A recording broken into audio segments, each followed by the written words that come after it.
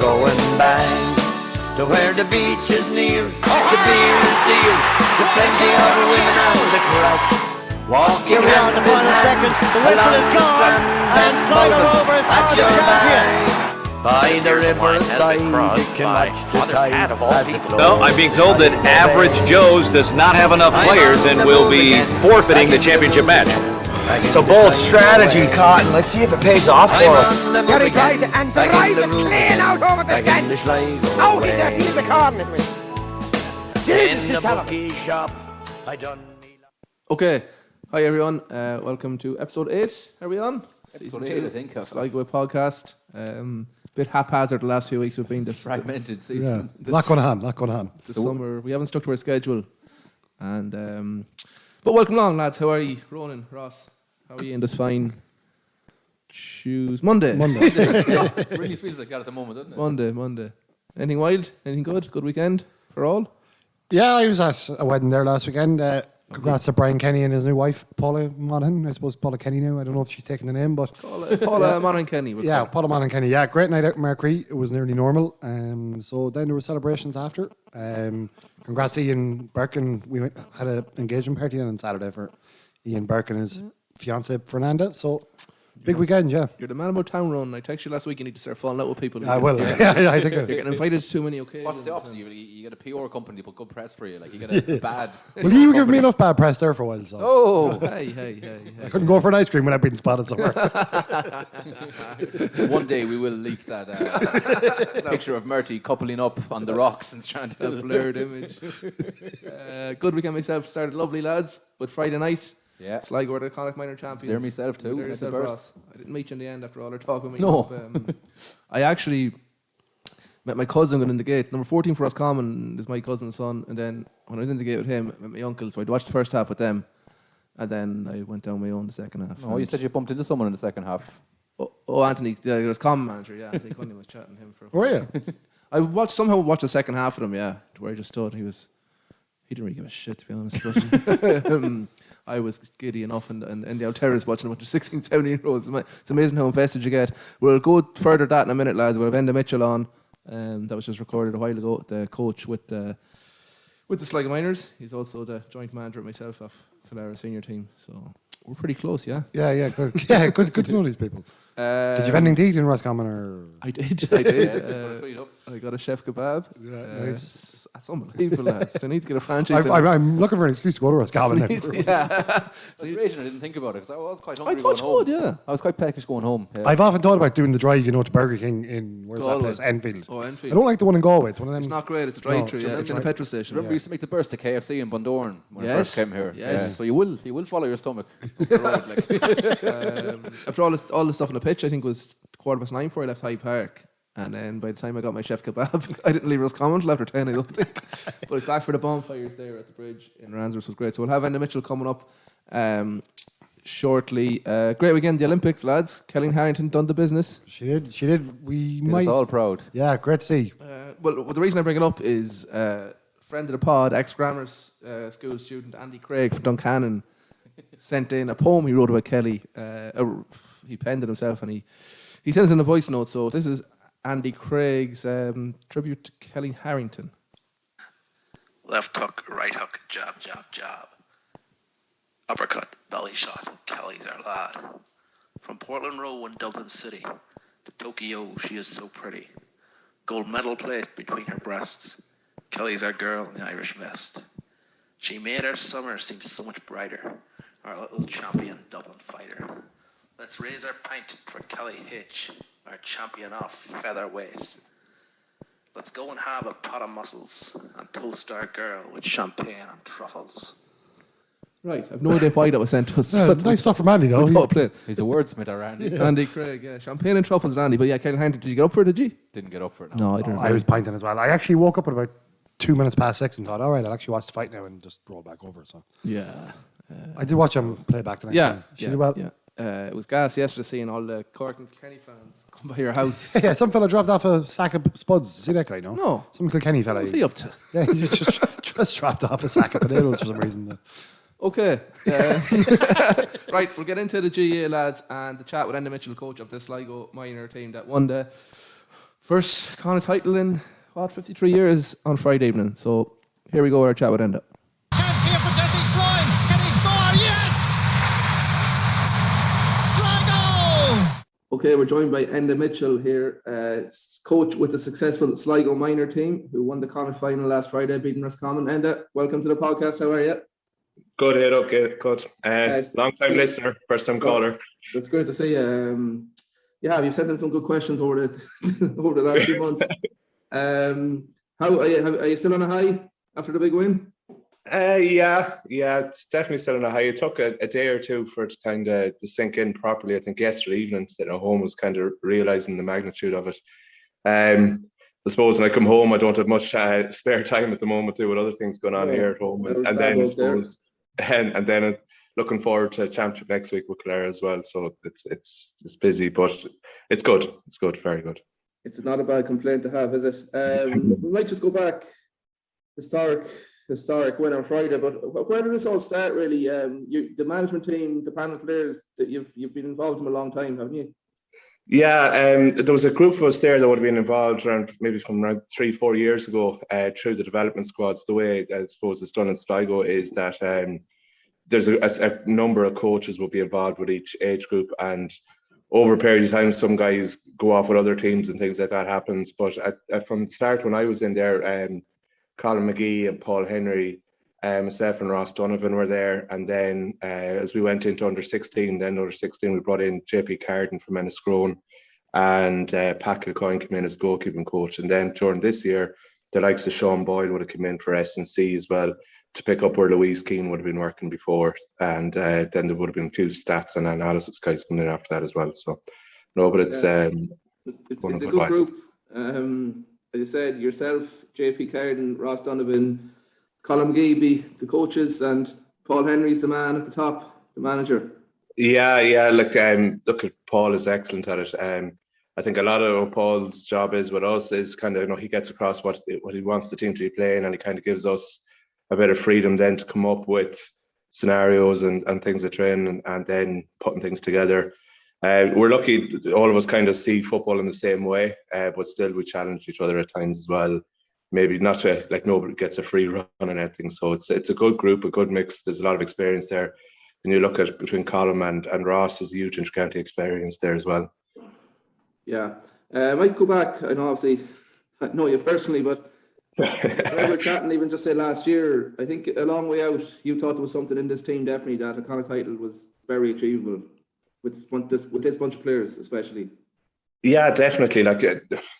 Every team you need to have a few standout players, and then when you mix that with some guys with serious work ethic, it makes a great combination. And then we knew the few guys that came up from the year below us, the guys that are minor next year, are really strong. And you look at the starting team, and was there 3 or 4 that played in that game from the year below, and that's not the usual thing that you'd have that many playing. So they brought great value to the team as well, and we knew that they were coming along. So it was exciting. We did kind of know there was something coming, and I think we were kind of building on what happened the year before. Last year's minors got so close, and we knew that it's there for us if we just push it as well and give us a bit of relief. Yeah, and I suppose you missed out a lot. You missed the whole under 16 year really with them because of COVID. But your first game the lads had together was a challenge game up in Tyrone, wasn't it? Up in Oma against Tyrone.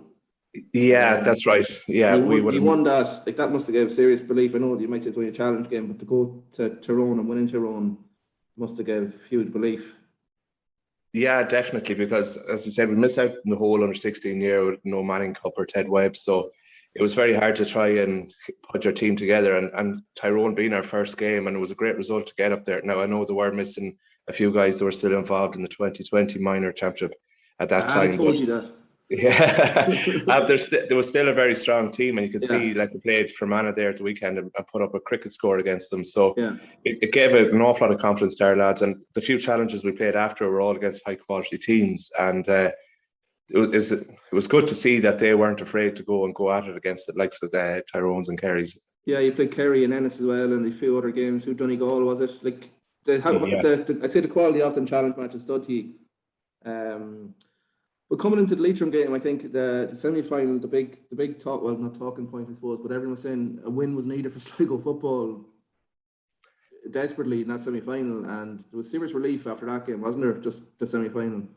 There was, and the strange thing about the Leitrim game is like neither team would have known much about each other before. Like, you know, when you go into a championship game, you would have seen a bit and you'd have matchups and stuff. We knew very little in sim them with us, so we did know they were going well in challenge games, and they were a stern test. Like, I think people have seen Leitrim most Sligo might beat Leitrim, but like they were a very strong Leitrim minor team. Like, you can't take it away from them. They were strong. It was a good relief, and I think speaking to yourself after it, and even the players would have said it that themselves, felt that they didn't even play to their best potential in that Leitrim game. Yeah, but the result is what mattered. Look, they still won by 9 points in the end. So I know, but I think that might have flattered us a bit on the evening. Maybe so. So we'll go to Friday. We'll go to Friday evening. I got to Roscommon very early at 4 o'clock. The pre-match atmosphere. Probably sample the atmosphere around the town. There wasn't much happening now. Red Parrot wasn't open though. Parrot was open. All right. It really was. Still looking for my jacket in there.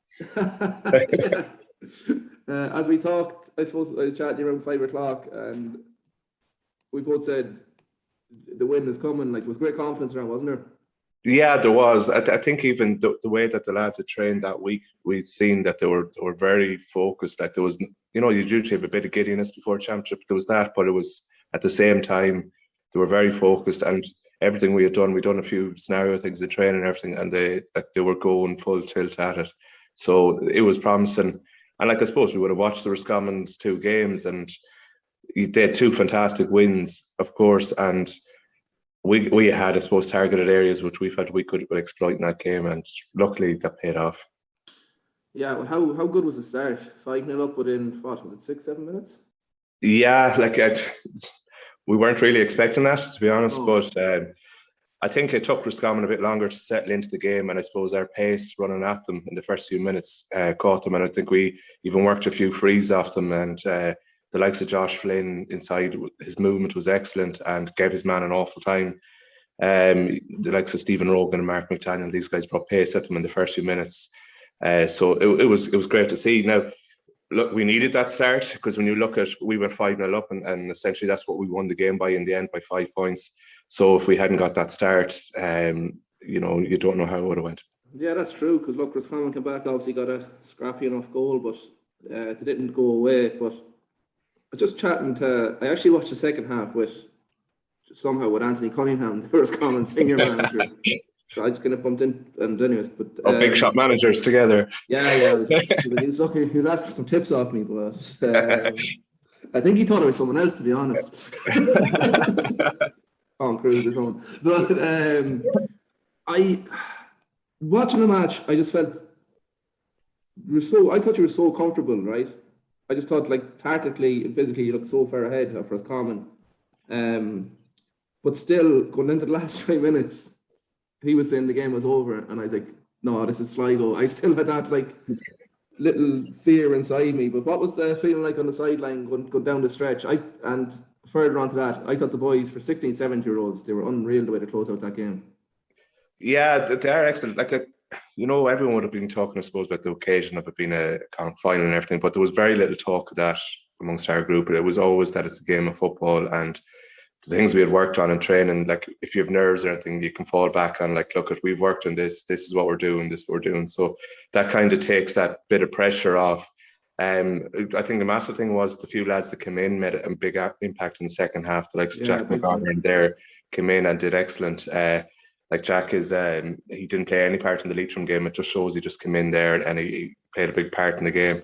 Again, I think that the fitness of some players, the likes of James Donlan and Ross Doherty and these guys, and Dylan Walsh, their fitness showed as well. I think Roscommon couldn't live with them in the last 20 minutes. We were looking back at their GPS stats there, and like, they were ridiculous. Like, they're achieving stuff that elite inter-county footballers are hitting. And for 16, 17-year-olds, just that's pace and power. That's it, yeah. A combination. You know, it's something Sligo probably lacked senior level in a long time. I might just go into that near the end. Something else. But what's the feeling on the sideline, anyways? Were you squeaky one time, or? No, like, I suppose in a game, you kind of get lost in it in a way. Like you're looking at the little things that you're throughout the whole game, and you're trying to see if there's anything, if they've made any changes in that, and to try and counteract them. So I suppose the second half seemed like the longest half hour of our lives. The time just seemed to be very slow to tick away, but we were confident. Like we knew if the lads just kept doing it, and particularly at the second water break, we sensed that the lads were in good shape and their heads were right. And like a few guys were just a few little questions.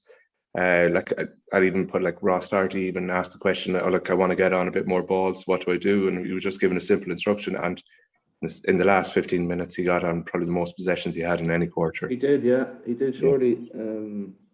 Yeah, no, it was excellent. So the final whistle, what was the feeling? Elation. It was. You've probably seen yourself. Like it was a bit bonkers. It was brilliant, yeah. It was men crying. It was great. Like it was just like I think one of the best moments was I think Colin McGee was saying to me he looked over at Stephen Rogan and he just ran over to his father at the fence. He was leaning over the fence and the both of them in tears hugging each other across the fence. Yeah. So it was just showed like what it meant. Like there's an awful lot of good football people in Sligo and like it's an awful long time to have to wait for something like this. So it was just relief and I suppose just joy. It was joy. No, it was good. I won't name him, but I got bear hugged by a man who was roaring crying. But, he might be something to do with a goalkeeper, is he? Huh? He's not the cat. No, not the cat. But the cat was he crying? Was he? He might have. I told him, lucky to win it because his job's on the line. He's been development coaching a long time and nothing won. No, I was delighted for Pat. He's so long involved. It's great for him as well. Like, I think he's getting some new cones now for the All-Ireland semi-finals, so he's delighted. Yeah, and he can bring back the Clara footballs he took when he managed. He still has them. No doubt he does. Well, the homecoming, Mitch, it was late enough now. It was around, and COVID restrictions, I suppose, kind of made it not the same way. But there was a great turnout there in Balahi. Even I was at Ransborough there at the bridge. That was nearly 12 o'clock at night. I'd say it was special just to see the support that Sligo football does have. It was brilliant. I suppose it was late enough when we got leaving Hyde Park because people kind of just wanted to savour what was happening and stayed on the pitch. And then by the time you get food and all that, and like due to COVID, we weren't using dressing rooms or anything like that, so it was up in the stand, so everything was that bit slower to try and get out of there. And by the time you organise all the cars, like every player, you realised they were all in parents' cars because we couldn't get bus to the game. So it was a really long cavalcade and it took a long time to get through. Now coming through Charlestown, it took us a while because I think we held up the traffic on the main road there for a long time. So there was bonfires in the road, but then even travelling the whole way back through Curry, Tubbercurry, around the Connery there, the whole way into Ballincarroll, to see so many people out in the road in the middle of the night with fires lit, it was brilliant. And like as you said, even there at Clooney, there was a massive reception as well at the roundabout, and at Balladrehead, just there as you turn off for Ransborough and in towards Summerhill as well. It was fantastic, the reception. And as I said, it shows how much, I suppose, joy it brought to the people as well. Yeah, it was badly needed. You woke Murty off the couch, he was saying, when you went through town. He's having a nap. It was 12:30. Who's a nap on the couch at 12:30 at night? No. No, but it's not the end of the story. Like me, 2 weeks' time, they're obviously a good side, but Jesus, this Sligo and I'm sure you're not saying that's us done. Definitely not. One game from Croke Park, 2 games from Ireland. How do you not bring them down from that, but get them focused is the plan now for 2 weeks' time? Yeah, like as I said earlier, like we never really looked into the occasion of any of the games. It was always about a game of football and certain things you need to do in it. And we spoke to the group briefly just about the next day after the game on Friday, and like every one of them straight away, they're hungry to go again. And that's just the nature of the group. Very little egos, but just pure hunger to try and go and achieve something, and they don't fear anyone. And I suppose we've kind of been looking at Meath in their last 2 games. Like they actually play a very similar style to ourselves. There's some very good players. They've a guy Sean Emmanuel in around the middle of the field. They've a Block guy in midfield, a Leonard guy at wing back as well. So they have their pace and power as well is kind of their game plan is built on as well. and guy Huey Corcoran inside who's very good in the freeze. So very similar to ourselves, but there's nothing to fear there. No. Like we would have set out at the start of the year, we were talking about it's a 4-game season, and I suppose we've 2 down, and like just drive it on for the next. 100%. Tick the boxes. 2 down, 2 to go. Yeah. That's it, Mitch. It'll be just a quick catch up. Well done again. Yeah, and look, I'll see you training tomorrow night. Yeah. Keep that baby fed. I will. I'm in flat out. Come here for a second. Thanks, Mitch. Just Cheers, a second. Lord. I'm just putting these with my face, right? And you just stay as if you're talking because we want to get a screenshot. Okay, and that was our chat with Enda Mitchell, coach, one of the coaches of the successful Sligo minor team. What a win, lads! Unbelievable. Just I know it's a 5-team competition, but 53 years is a long time. And I forgot to say to him, there's some serious minor teams that haven't won it over. They got to the final and just didn't get across the line. So I remember one about 96 was it? Yeah.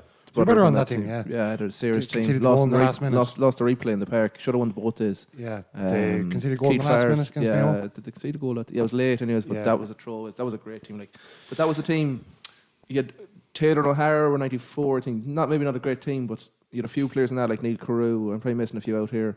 And then you had 96 boys like Noah Maguire, John was playing, and you had who else? There's loads. Sean Davey, Brendan Phillips. Again, I'm missing loads. And then you had a team in 98, I think, with there was a 99 with Mark Brehney and a few like there was 5 good years of serious like underage coming through. No, didn't win anything at underage, but I think it formed a panel for the 2001, 2002 kind of team. So hopefully, like they were in the Sligo minor final last year as well. Like, so hopefully this is the start.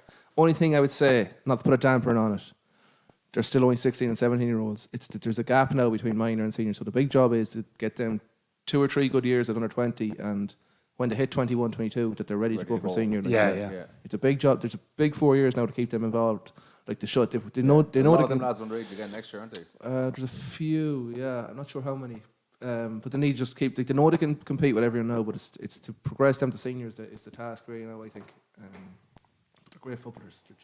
Tactically, they're so clued in for young fellas. It was great when you were at it, Ross. I was at it. Really enjoyed it now. I thoroughly enjoyed it now, I must say. It was great to be out at the game. Well, I know being the showgrounds and all. Sounds pure stupid, this sounds pure stupid, but even the national anthem and people singing it in a big crowd there, there was the feeling of it was. I missed the anthem. How many was that in the end? It's down as 1,500. What's fairly full. The stand. The stand was fairly packed. It was just you kind of just forgot what it was like to hear people roaring and being passionate about something and getting behind. I loved every second of it. It was good to stick it to the Rossies at the end because they were getting very animated. Sickening show, aren't they? They're an awful show. They're an awful show. They got very thick as well. We actually talked about this the weekend. They've landlocked. They've got this arrogance about them as well. This is a hell of a garage show. The one with the Supermax. Yeah, that's fine. That's the best thing about the place, is it? Fine, just fine garage there in Boyle as well. Like, we've got off the subject again. Garage and Boyle? Yeah. Oh, yeah, sorry, left hand side. Yeah. Okay.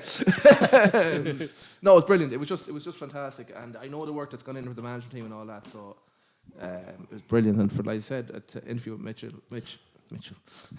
Grant Mitchell. I was delighted for the likes of Pat the Cat, Pat Coyne. Like, he's around that development squad. It's a long time, like, so. Rewards finally, and the semi-final in 2 weeks' time. And you were saying you heard it was Longford. I was told it was Tullamore after the game, but you'll sort us out a ticket for that one, will you? Well, I'd say it'll be on 1,500 again. I'd say so, won't it? Yeah. Or maybe if it's a Tullamore, might get the 5,000, would they? Gee, you better get a ticket handy enough then. I'd say. Well, I'd say there'll be a big interest. We'll have a podcast road trip, will we? Yeah. That'd be nice. If it was in Tullamore too, we could take the Athlone route and stop at Roscommon on the way back. There we go. Done. Chef Kebab, we're coming. Ships in Longford, we can still go to Roscommon. We're going to Chef Kebab. So that's Ross, you're driving us. I'm not agreeing to that. We'll get a drive. Anyone want to drive us to the All-Ireland semi-final? And we'll get them a ticket. Yeah, we'll get you a ticket. Roadies, like a pod. Roadies. We'll do a kebab, and we'll do a podcast on the road podcast for you lads, a live show. But no, it was great, and let's look forward to that in 2 weeks' time. Championship Ball is back this week. The senior and Pow! Yeah. Championship Ball is back. Senior. Well, no. First, go into that. Actually, the league finals are played at the weekend in adult men's GAA. Tour de Strand and won Division 1 again. I don't know how many that's in a row. I think it could be the same as the league as. I think low scoring game. 6-4 now. Saturday was fucking wild. Jeez, they're well to get a game going ahead. Yeah, the park's in good condition now. 6-4. So, I don't know, yeah. What you say? I obviously didn't see the game or anything, but 6-4 in that. War of attrition, I suppose. But look, they bet Malash in the Kieran Cup final 3 weeks ago by 14 to 5 points or something. So Good for Malash heading into the Intermediate Championship. the funny thing about them playing the Intermediate Championship, you know who they're playing in the first round? Tour de Strand's Intermediate team. So Interesting. they'll be sick of deciding on this. That's this weekend. So I'll go into that in a minute. Sven Farnan shocked Curry, I'd say, Division 1, Division 2. I don't know when the last time Farnan's up in Division 1 league, but big one for them. They're a very young team. One of their coaches this night, Gary Gilligan. He lives in Strand Hill. Cockney Gary. Good man. They're 12 to 11 points against Curry. Now, I know Red Oak wasn't playing a few, and Curry had a few out. But still, a good win for them. And the Bunnies won the Division 3. They bet Clunacool. Clunacool leading at half time, but Bunnaden, who were the favourites, came through in the end there. That's Bunnaden's first team now. It is, yeah, and it's Clunacool's first. Yeah, they're up to Division 2 next year. All the relegation games were called off. No. A few waterlogged pitches. There was a few waterlogged. It's waterlogged! If there was any chance. Mary's played their intermediate or their relegation final yesterday because Gary Hare was on to us. Yeah, he was, yeah. He couldn't play. They bet Shamrock Hill's second thing. It was Mary's second as well, sorry. So, and Coleraine was called off with a waterlogged pitch in Scarden. And there was something else called off as well. I just don't have my notes to hand here. I'm embarrassed. So yeah, senior championship starts this weekend. We're going to give you're going to give a few predictions, Murty. You've been brushing up on each. You've gone around each club. I have, yeah. I've gone around chatting to a good few people now around the county. So how many games is there this weekend? We have 8 games down for decision between senior. I'd be disappointed if I don't get 6. Okay. If I don't get 6, we'll have Ross doing it next week. We'll run through the fixtures first. In Group 1, these games are 7 o'clock now. Kildare Strand Hill versus Colley St Joseph's, that's in the park. St Mary's versus Curry, that's in Alpaca Park, also known as Naso Dow Park in Killarney's home pitch. I look forward to going there again. 2 7 o'clock starts here. Group 2, I've got the 4 o'clock starts. They agreed to that. Tour de Strand play Shamrock Hills, that's in Cache. And Drumcliff Ross's Point, last year's finalists, play Giva at 4 o'clock, that's in Connolly Park. In Division 2 then, also on Saturday, in the Intermediate Group 2 on Saturday, Castleconnor versus St John's and Eastkeep Bunnaden. And in Group, why would I say Group 2 before Group 1? And Group 1 on Sunday then, it's Enniscrone versus Harps, so Harps down in Intermediate first time in a long time, and Tour de Strand versus St Malosh Gales. I know, you're right to them chronologically there now. Oh yeah.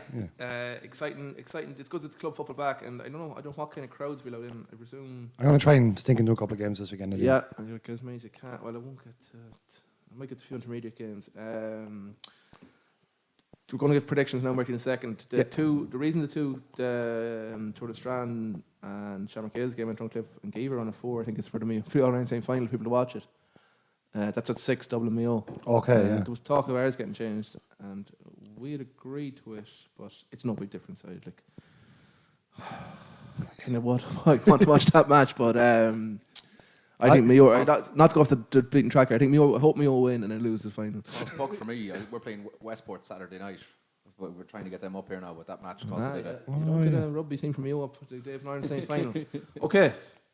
Predictions, Ronan. Crystal Ball. Right. Stick Meg. Shout at me. Senior, Group 1. Cullara versus Collery in the park. Oh, that's a torn loyalty one here with you sitting across from me in my home club. I don't care what you say. I hope you say I'd say it'll be a draw. Draw. Geez, that's a bold one if I want to get 6 out of 8, but yeah, I'll go draw. Get off the bloody fence, mate, will you? No, I like the draw on that one now, I think. Mary's Curry in Alpaca Park. In Alpaca Park. Mary's and Curry. Curry, Intermediate Champions just up. Mary's, one of the favourites. Yeah, I think I fancy Mary's by 2 to 3 points in that game. I think Curry give a good showing on themselves. I'd say they were feeling a weaker team there last week in that league final. You know? Maybe so. Curry, so you say Mary's by 2. Okay, Group 2. Tour de Strand, Shamrock Hills, Kevin Brenny Park, Kish. Yeah, I'm going to go against the apple grain here and say Tour de Strand to win by 6 or 7. Right. Do you know, go for the underdogs in that game. They were supposed to play in the league last Monday and it was suspiciously called off and they're meeting each other in championship now to say it. So you're going for Tour and final game in senior this weekend, Group 2, Drumcliff Ross's Point and Giva. Oh yeah, Giva. I fancy Giva to cause a shock at some stage in the championship this season, but it won't quite be this weekend. So I'll take the RP there by 4. The RP by 4, right? Okay, that's senior. So a draw. In Clara Colliery, Mary's by 2. In Mary's Curry in Group 2, Touristran by 6, Duncliffe by 4. Right, keep to this. We'll make a tweet of this as well, so you're super accountable. Well, I assume I'm just calling the winner of the game. I'm only trying to score lines for I don't know why, but what the fuck? Sorry, I just got a photo sent to me by someone there. There's a cake being sent to Scarden with the picture of the winning team on the pitch. It's the Miners. I wonder if it's a jumper cake. Will there be a slice? Yeah, I wonder. Keep a slice for me. Keep What's a the abbreviation for that? Yeah, that's a nice touch for the Miners driving training. Okay. Off the beaten track again there. Sorry, okay, Murty, going intermediate. Yes. You've been scouting out the... I did a lot of my research there in the lower leagues. I'm looking forward to when the junior kicks off then next week. That's a big one next week. Pats are in action and the boys. Intermediate Group 2 on Saturday will start so. Castle Connor versus Johns. Oh, tough one. I would say Castle Connor are rolling well from what I hear, so I'm going to say Castle Connor. Right. Castle Connor by 4. Castle Connor by 4. Yeah. Take the Johns in Shimmy Donegan Park. Okay. The Sea Blues versus the Bunnies. Eastkeep versus Bunnaden. Oh, geez, that game's got draw written all over it, but I'm going to go with Eastkeep in that one by 2. Eastkeep to upset the apple cart. Eastkeep Yeah. by 2. Okay, and finally, Group 1 in intermediate on Sunday, and it's Gronka Glass versus Eastern Harps. That'd be a good game as well, and it's rolling well as well from what I hear from my sources now out there. But no, I'm going to take Harps there by 4. Harps by 4. Source Ross Donovan managed at Harps, of course. Yeah. You have a few sources out, and you used to work in Waterpoint out there for a I summer. did, yeah. I did a summer like Waterpoint there, right, yeah. Myself, Declan Rouse got me sorted with a job out there when I was playing under 16 Gaelic, so... Right, last game. Tour de Strand intermediate versus Malosh. No, look, you have to go with Malosh here. That's the easiest one in the week. Malosh, senior team by 8. Malosh by 8. Right, good predictions. Thank you, Ronan. We'll come back to them next week, and hopefully we'll get your 6 out of 8, and we'll be reviewing next week's as well. Okay, I'll just give you, before we go, on the GAA front, the odds. We're releasing Paddy Power this morning for the senior championship. So, Tour de Strand are the favourites at 4-9 on. This is a lot of games to win, but look, they're going for the sexy 6. Tubber, second phase, 15-2. Tubber second phase? Yeah. Clara Strandhill and Mary's coming in next, joint at 9-1 each. DRP 11-1. Killarney Mulnabrina 14-1. Could be a dark horse That's to a get to a big final. price, yeah. That's an each way bet. Colliery St Joe's 16-1. Shamrock Hills 20-1. Also a good price. They could very easily come out of that group. Curry 25-1 and Giva down at 50s. If I was having a wee flutter there now, I might split it up. I might have £2.50 on Mary's at 9s and £2.50 on Killarney down at 14s. That'd be where my small money would be going on, yeah. Very good. Although I'd say there's people around the town absolutely pining in Tour de Strand. 4-9 Yeah. to win There's the whole championship. A friend of the podcast, Mr. McGowan, he used to just back Dublin. For the last 2 or 3 years, he'd be putting a Dublin and Tour de Strand from about May on, just sticking a tenner on it each week, and it just tot up. Okay. You know, so well, look, it hasn't done him any disservice the last 5-6 years, anyways. That's for sure.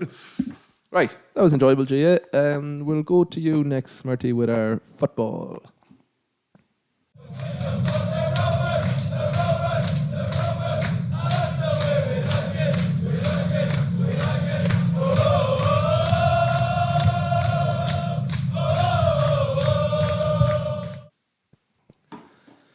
Murty, all is not well up Churchill Road. No, it's not, Adrian. It's not. It definitely isn't. Very disappointing now Saturday night.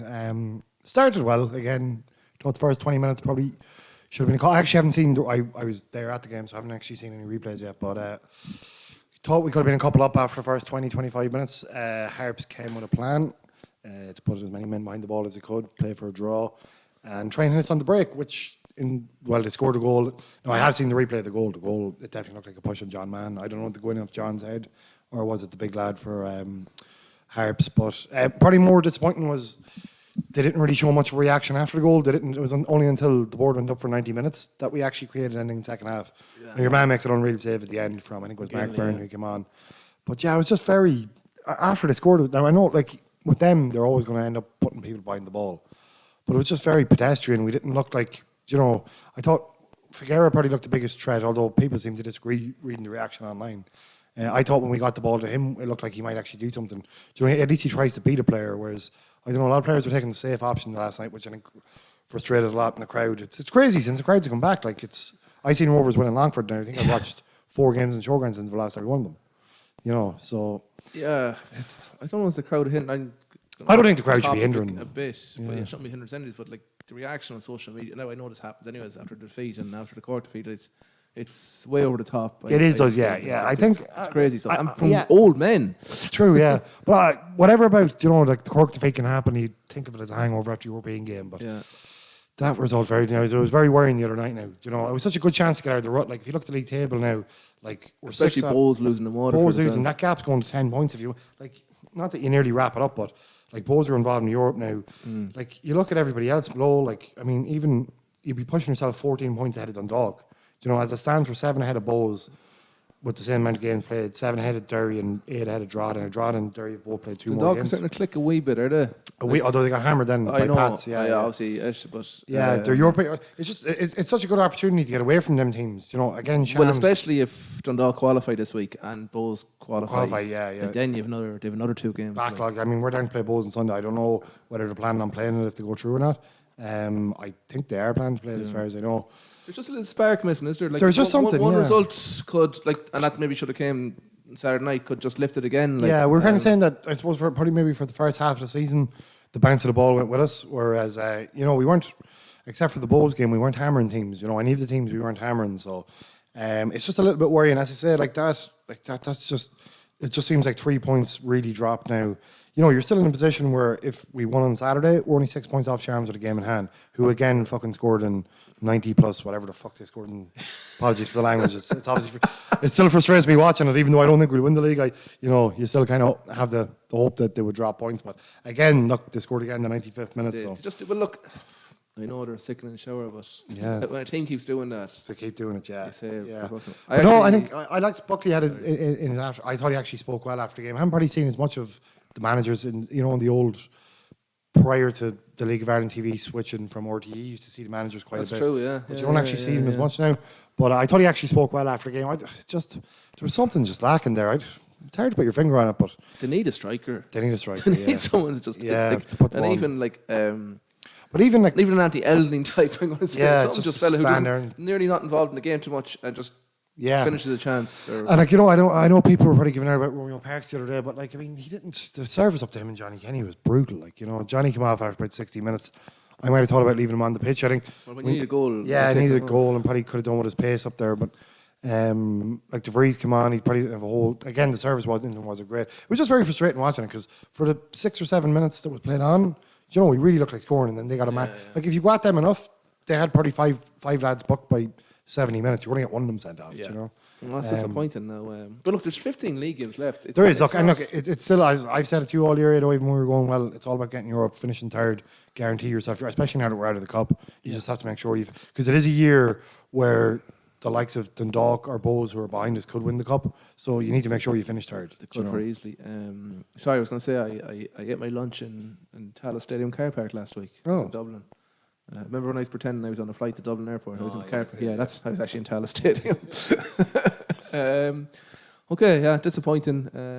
The Bowes game hasn't been confirmed. Yeah, as far as I'm aware, they're going ahead with it. But I think if they win, that could be a whole different. If they win, it could hold it. Now they did play last week in between. They got beat by Waterford last week. Yeah, so maybe the plan is to keep playing them at the stage when you go so far. You can't really keep calling off games. No, because how long does the season go on for? Yeah, I don't mind the one in between the first game and the second game, but after this now you're just making a fortune. So. Yeah, okay. Jealous of the other clubs in Europe, to be honest, but that's Rovers were there and didn't perform, I suppose, and haven't performed since. So a return to win away is badly needed there. With especially junior soccer, Murty, the league season is going to start on the 29th. Yeah, with the weekend and the fixtures are out, I believe. 22nd. Well, sorry, it's the weekend of the 29th of August. Oh, sorry, 27th. It's actually it's going to be it's actually going to be good for a man that wants to watch football this year, I think, because. Spread it all over the weekend. So I've just run through the fixtures for the first weekend. In the Super League on Friday night, Strand Celtic will play MCR under the lights there in Strand, in the Strand Zero, as they call it. And Zero, yeah. Carter United will be playing Real Tubber 7:15. That'll probably be the first competitive game in McSherry Park. The new McSherry opens, yeah. Wow. And then Ballymote are at home to Manor. Kennedy be brought in the throne for that with a fur coat on him. So yeah, I didn't realise Ballymote have lights, but they must do if they're playing at 7:15 on the 27th. Yeah, they got electricity there in 2013. I think. Our Ballymote listeners won't like that. Who are they playing? Sorry, they are playing Manor at home on 7. Yeah, so that's on Friday. Then on Sunday, still in the Super League, Clifton take on Arrow Harps, on Celtic play Carberry, and Merville play Ballysadair. And then on the Saturday night, out in Dromahare, you have Dromahare against the new club from the league, Valley Rovers. I seen them train. I was out at my daughter's under-12 game in Giva last week, and Valley Rovers were obviously training on the other Gaelic pitch in Giva, the one they don't really use anymore. I was like, who were they? And I realised. And then when I was I had to turn back. I'd left Giva, I turned back, and it says, "Welcome to Giva," or to say that, the home of Valley Rovers. So it was brilliant. Yeah, it's great. Great to see. Yeah, so that's actually two new teams. Dromahare only came back into the league last year.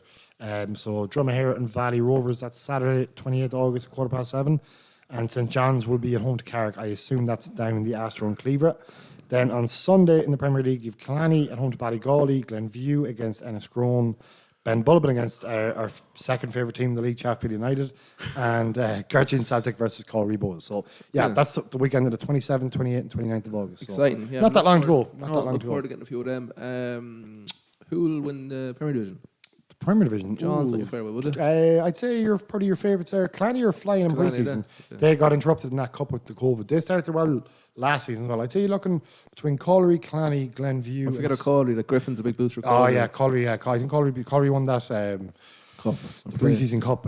So I'd say you're probably looking at Colry, Glenview, Killarney, and just name the whole league out there. St. John's. Well, that's 4 teams. They all have a chance. That's 4 teams. And who did you say Carberry are starting with? Sorry, Carberry are away to Anna first day.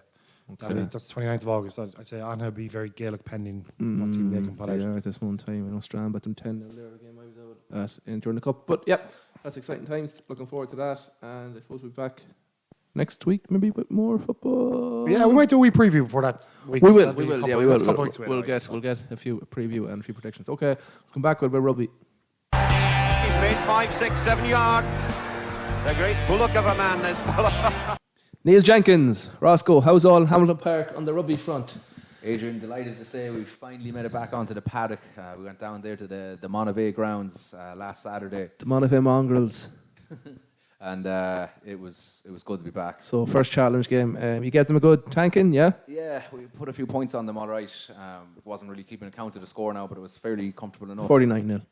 Yeah, you don't want to be so nice. Something like that, yeah, something like that. So it was good. Monavea were physical, abrasive, hardy out forwards, but we just had a bit too much class in the back line. Now, in fairness, like that was their junior 1A team who play in the same division as our seconds team, playing against our senior team. So we know it was our, we are 2 divisions above them. But that said, now the team was very much half our seconds and half of our, in theory, first team. So we were by no means at full strength. Now they weren't at full strength either. But look, a good hit out, better than any training session. Just good for the lads after no contact for a long time, and thankfully no injuries, which was the big one. That is the big one, isn't it? Yeah. As I said to you earlier, it's a game of luck. The injuries, really, you can't. Yeah, just they're going to happen. All the teams that are going back, like even in professional, semi-professional, like there's big injuries. Like it's going to happen. It's just fingers crossed. You need a bit of luck. But the boys are all pretty sore, but happy to be back in there. Some good performances. Guilherme Cogetto had a good game at fullback. Luke Hodge came in from the cold, the ghost, as we like to call him. Why is that now? He's never there. All right. Brilliant. He's never there. But the ghost came on and he scored an absolute belter of a crossfield kick, ran the length of the pitch, bet a fella. But his all-round game was good. Big tackles, good in the air. He's a really good player now, Luke. Yeah. So hopefully now that'll be. I heard Philip Carter had a big game, did he? Carter was probably man of the match. Yeah, he just anytime he got on the ball, he was dangerous. He was stepping fellas for fun. He's picking up where he left off last year. Yeah, like he finished the season in form, and he's looking to be in the exact same form starting the season as well. So one of the most dangerous wingers in the league. So we'll just be looking to get the ball into his hand as well. So he was very good. Look, the fours were good, really pleasing. We had a couple of young fellas playing their first game for the senior team. Eddie Coyle came in. He was out injured for a year. Very promising young prop. He got through a lot of work.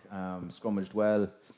Young Stephen Doyle out of Summerhill. He actually hadn't played a game in 3 years. So for a young fella, he came in and played the last 20 minutes of loose head and went pretty good. Damien Cullen, who we seem to have been speaking about since the very early days of this He's podcast. around a long time for an 18-year-old now. He seems to be around a long time. He does, but he actually finally played an adult game. Like, so I was just laughing. Like, when he came out of his first scrum, I'd say he thought he was back in his mother's native land of Cuba. The stars were shining. He got a lesson of He got a lesson in his first scrum now. So he did say after the match, because lads, I've never pushed before in a scrum. Like, he's a big man, so he never had to do any work. So the wily grizzled Monterey prop was salivating all summer at the top of scrummaging down fresh meat. So Damien, it was a good experience for him and a good learning curve. And then we Adam Fox come on and played as well, tight head, and did right in the scrum. And Jacob Fleming came on and played scrum half there. So good shifts from all the young fellas, and good to have all the other lads back as well. Ross Hickey had a good game, Sean Wynn and James O'Hare played in the back row there instead of his usual hooking position, so given plenty of options for Simon Galvin to ponder ahead of our big return to senior rugby, the Connacht Senior League this Saturday. It's happening this weekend. Big double header in Hamilton Park. Our AIL, the lads are playing, the seniors, first 15 are playing against Buccaneers at 2:30. Okay.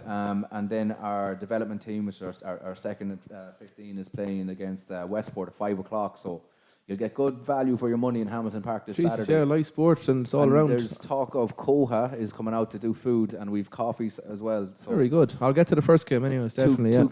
Two Kings Bar hires have been engaged to discuss the sale of alcohol. So it's a festival of rugby happening and drinks and food. All within the allowed permissions. Very good.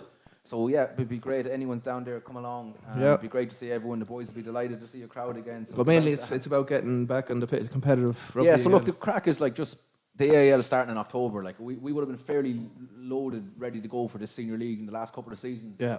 A lot of turnover in the obviously new coaching team coming in, and a lot of players coming into the squad. So we're quite happy. We will be. The big focus is getting the bodies right, getting the structures in place, and really being ready for that first AIL game early October. So it'll be exciting to get back now. As I said to the boys, I felt like it was 3 off seasons in a row, like just all the admin and all the mess, and so it's good to finally get back into the important stuff. So other announcements: Guilherme Cogetto, our fullback, Brazilian fullback, has been appointed the ladies' head coach. So this is a position we've been trying to fill for quite a bit of time, and we're delighted to have someone of the calibre of Guilherme. He's good pedigree for that job. Yeah, he does. Well, he's been down in Connacht with Ross Mannion, who's the Connacht ladies senior coach, and Guy has gone in and he's doing video analysis, but he's also jumping in as well, and he's been quite good with the skills development as well. So he's going to be great. He brings a lot of enthusiasm. He's helping out in Summerhill as well, underages, and he's a bit of a legend already in the local circle. So very good. He'll bring good energy to that team, which is a new team and need that enthusiasm, and he's the perfect man. Nice bit of experience there to bring in as well, the international rugby player. Yeah, 100%. Like, so just any ladies out there that listen to the show, if you're in the 20% of females that listen to it from our demographic. 20%, yeah? It's about that. It's rising. It is rising. Very good, the female audience is rising in the Sligo the podcast. Ladies love us. So it's basically the senior team will be for anyone who's never played before, anyone that wants to play from other sports, or if you've played a bit of ball as well. Guy will cater to all of your needs. Very good. What else?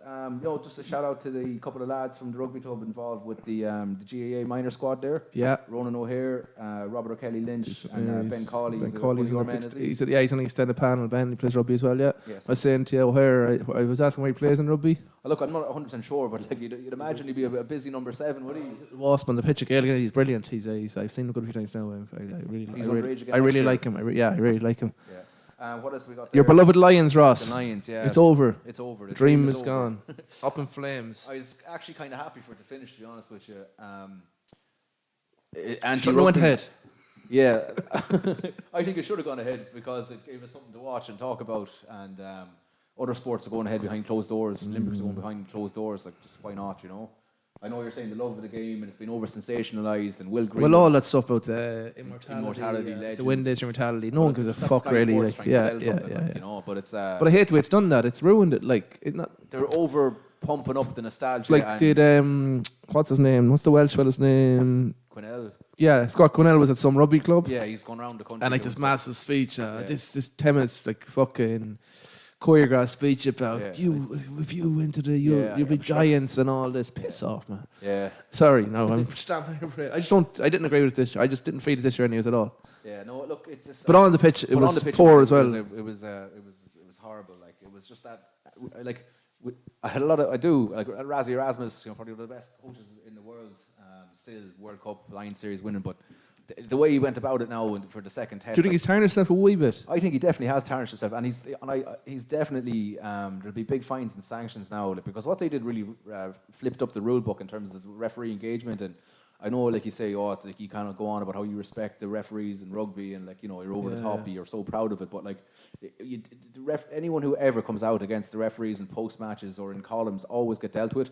And this wasn't just like a comment or two. Like this was like an hour and 5 minutes of a rant on uploaded online. So like he didn't just like But it was it was very strategically done and thought out. So what was the end? The end goal just to win the series, like. Yeah, well, just basically goal focused. Like what's he doing right now? I'm trying to win the But what series. does he come up? I'm thinking like Rugby World Cups in 3 years' time. Obviously, it's a bigger thing. So what's the plan for that? Like, I know that's what I mean. In the Chasing the Sun documentary, his big thing was, right, no matter who they're playing, how do we find a way to hate them? Oh, there you go. That's what he does. Like siege mentality. Siege mentality. That's what he does. Like every week when they're playing the Japanese, like the nicest nation, they were the host, they were growing. A bunch of lads. He was just like, their thing was in the coaches' meeting. He's like, how do we hate these people? How do we find a way to hate them?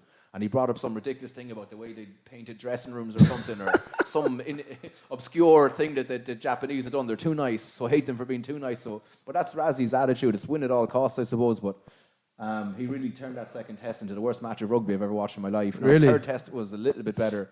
But the second match, the referees overinterpreted everything. I didn't watch the second match. So like, I don't know. I think and Nigel Owens was on a podcast the other day.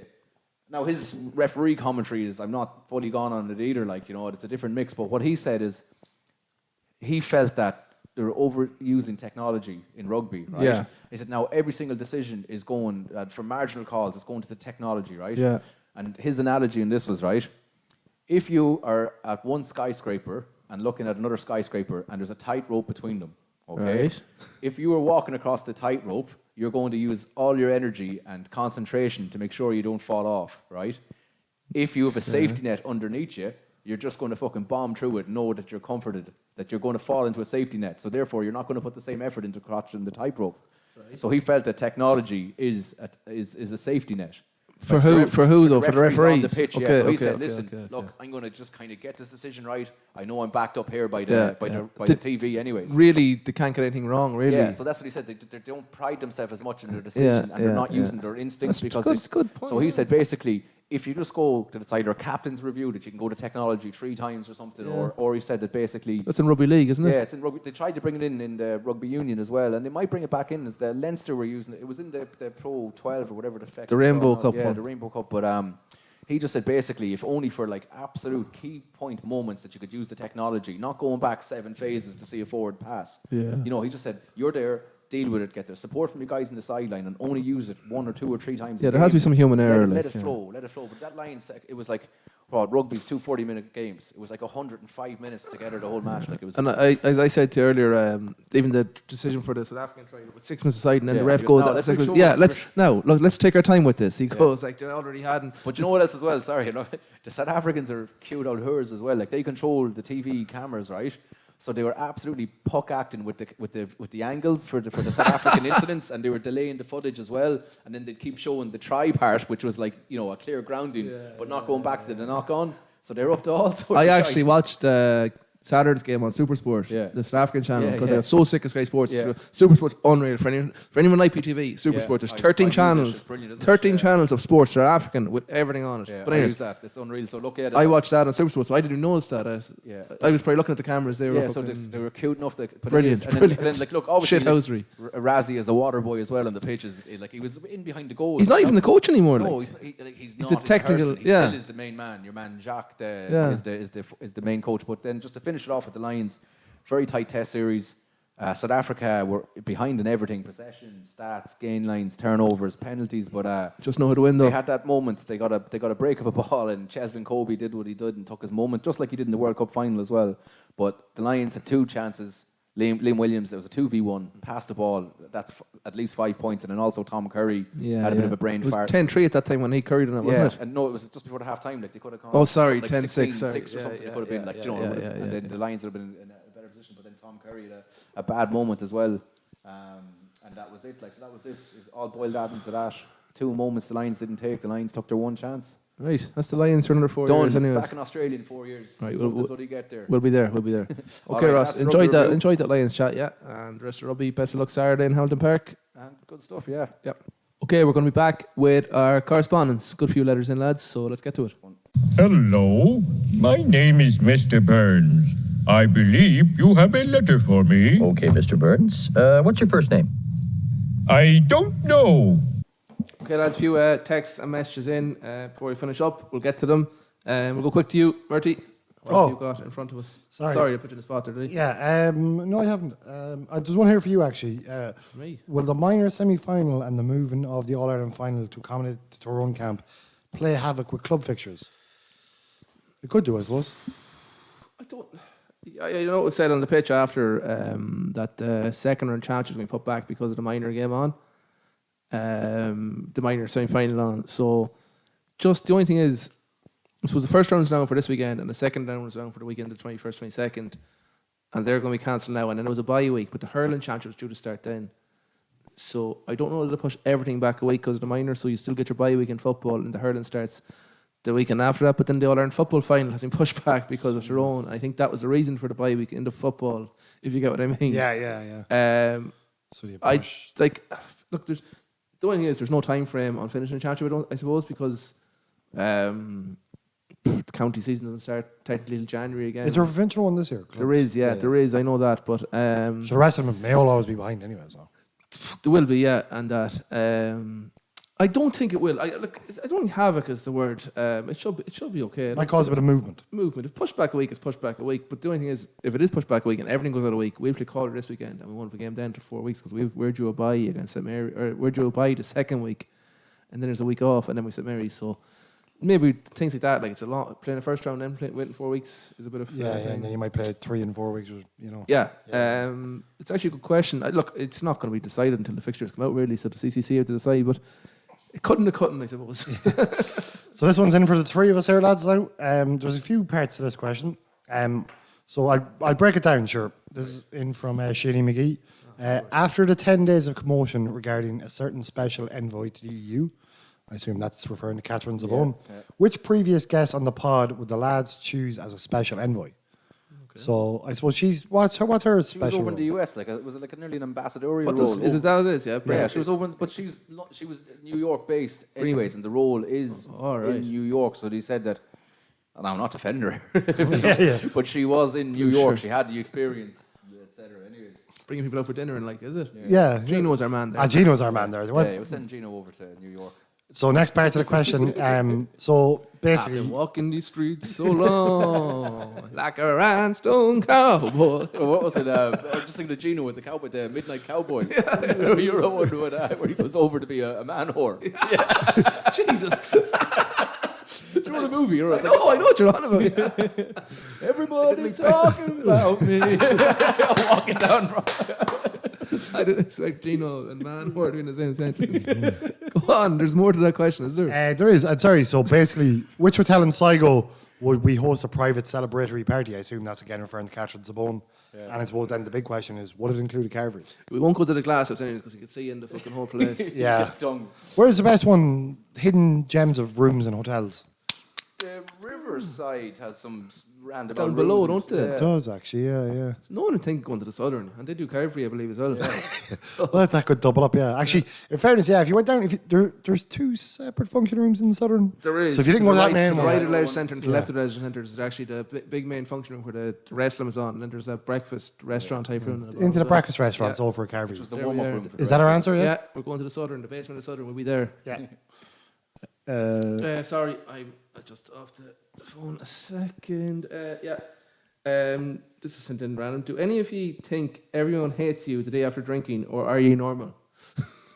That's about the fear, is it? The fear. Yeah. I know we do a podcast on the fear, I'd say. Yeah. The fear is a real thing.